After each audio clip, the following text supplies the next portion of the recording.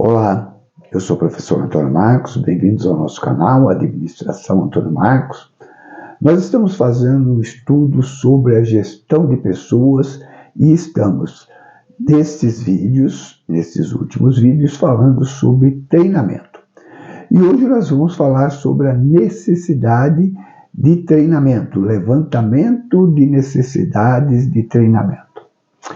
Você aprecia os nossos conteúdos, gosta do nosso trabalho, mas ainda não é inscrito?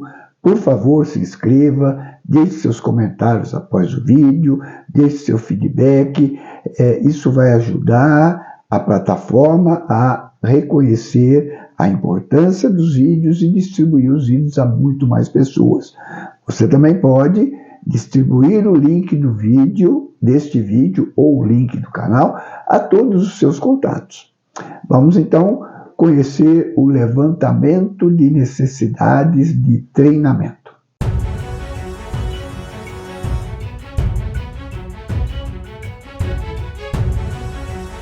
Vamos primeiramente conhecer os indicadores de necessidades de treinamento. Nós temos dois tipos de indicadores. Nós temos indicadores relativos ao que está ocorrendo ou que ocorreu no passado, são indicadores retrospectivos, e nós temos indicadores das necessidades que nós poderemos ter no futuro, em função de alterações ou de programações realizadas pela organização. São os indicadores prospectivos. Dentre os indicadores retrospectivos, ou seja, relativos ao passado, nós temos, por exemplo, o alto ou baixo índice de absenteísmo e rotatividade de pessoal. Então, a partir do acompanhamento do número de faltas que as pessoas têm, isso pode mostrar um desinteresse, isso pode mostrar algum problema na relação da empresa com os empregados. A mesma coisa, o índice de rotatividade, pessoas que se desligam ou que ingressam na empresa, né? De acordo com o índice de rotatividade, isso pode ser um importante indicador de algum problema nessa relação empresa-funcionário.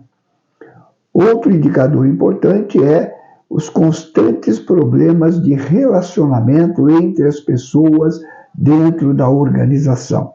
Isso tem que ser analisado e avaliado para ver se esses problemas podem ser resolvidos através do treinamento ou do processo de desenvolvimento do pessoal. Outro indicador, queixas de clientes e queixas de fornecedores. Outro indicador importante de problemas que possam ser resolvidos através do treinamento ou de desenvolvimento de pessoal. Problemas de produção, baixa produtividade ou produtos defeituosos, problemas de qualidade na produção, são outros indicadores importantes das necessidades de treinamento ou desenvolvimento.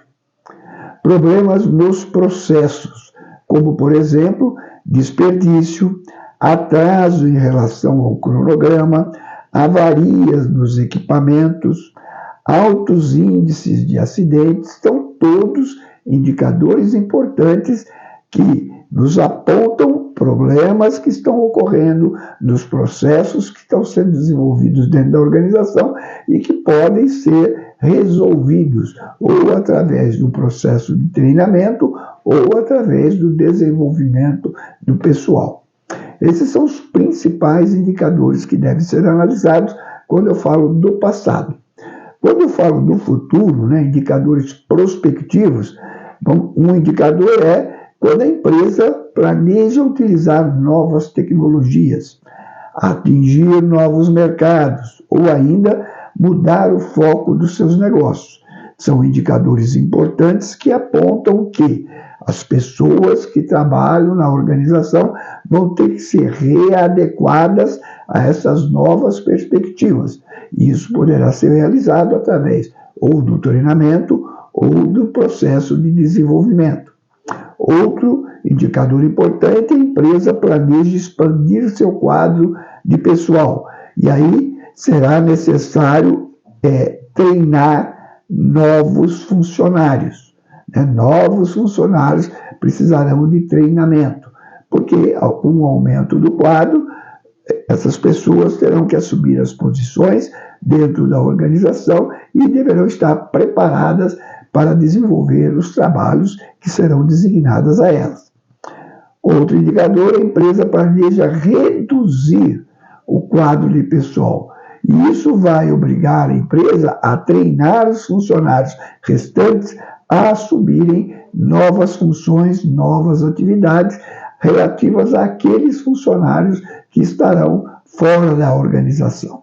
Então, são indicadores importantes que devem ser analisados para verificar as necessidades de treinamento, as necessidades do processo de desenvolvimento do pessoal. No levantamento das necessidades, nós temos algumas atividades que devem ser desenvolvidas. Primeiro, mapeamento das competências.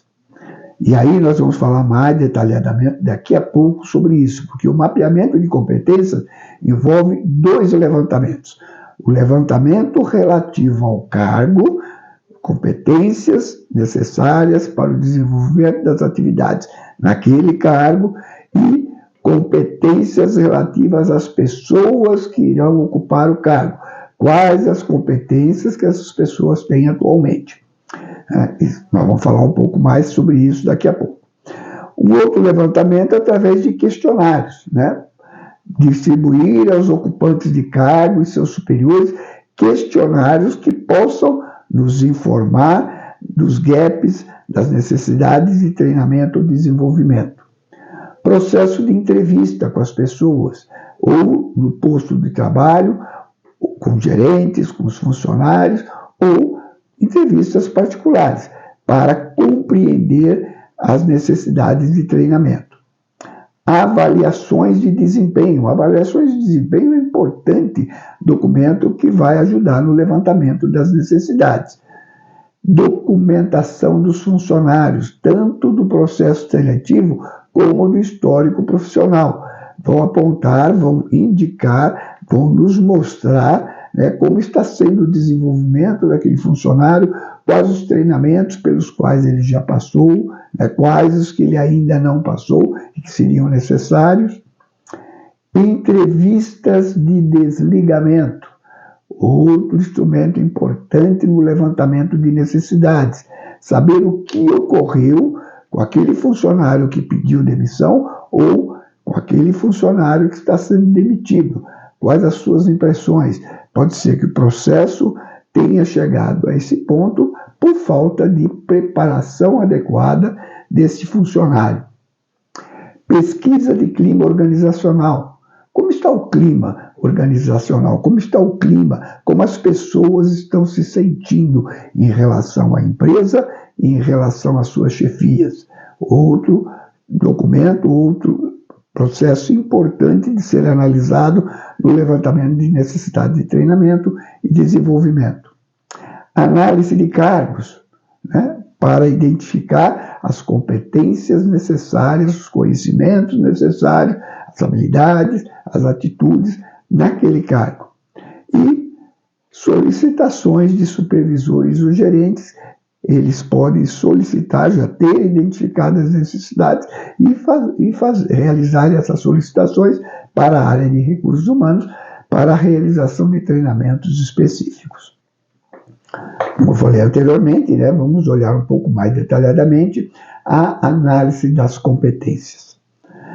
Nós temos, então, o cargo e as atividades, as funções relativas àquele cargo, que vão demandar determinadas competências, ou conhecimento, habilidades e atitudes necessárias para o adequado desenvolvimento das atividades relativas àquele cargo, àquela função. É o chá daquela função. Tem um vídeo sobre o chá, que vai definir as competências, né, conhecimentos, habilidades e atitudes, eu vou deixar o link aqui no primeiro comentário. E, por outro lado, eu tenho que analisar também as competências, conhecimentos, habilidades e atitudes dos quais o trabalhador é portador. Qual o nível de conhecimento dele atual? Quais as suas habilidades? Quais as suas atitudes hoje? E eu vou, então, comparar as competências necessárias para o desenvolvimento das atividades com as competências que a pessoa que vai ocupar aquele cargo, aquela função, já é possuidora. E nessa comparação eu poderei ter 3 possibilidades de diagnóstico.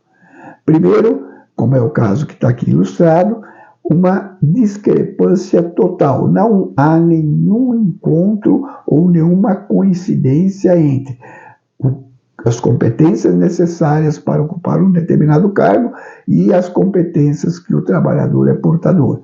Elas estão totalmente independentes.